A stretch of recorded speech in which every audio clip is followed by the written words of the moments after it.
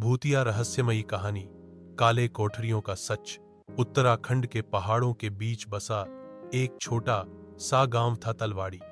यह गांव सुंदर था, लेकिन इसकी एक बात ने सबको डराया हुआ था। गांव के किनारे पर खंडहर हो चुकी राजपुर हवेली।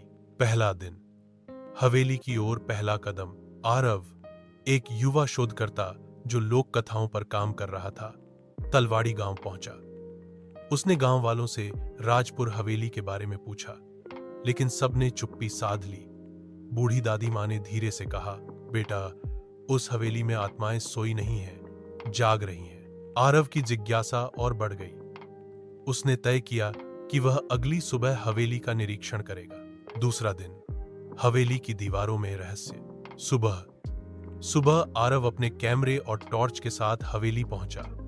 हवेली अब एक ढांचा भर रह गई थी, लेकिन उसकी दीवारों पर अब भी अजीब आकृतियां बनी थीं, जैसे कोई पंजों से खुरचकर कुछ कहने की कोशिश कर रहा हो।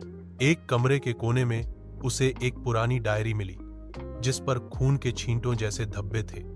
उसने पढ़ा, उन्होंने मुझे यहीं बंद कर दिया। अंधेरा मेरा घर है और अब मैं भी इसका हिस्सा बन चुका हूं। तीसरा दिन। आत्माओं की दस्तक। उस रात आरव को अपने कमरे में अजीब आवाजें सुनाई देने लगी।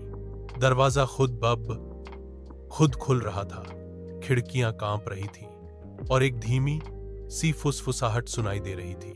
तू भी अब यहीं रहेगा? वह चौंक कर उठा, लेकिन कमरे में कोई नहीं था। नीचे देखा तो उसके पैरों के पास मिट्टी में ताजा पंजों के निशान थे, बिल्कुल इंसानों जैसे, लेकिन उल्टे। अंतिम दिन।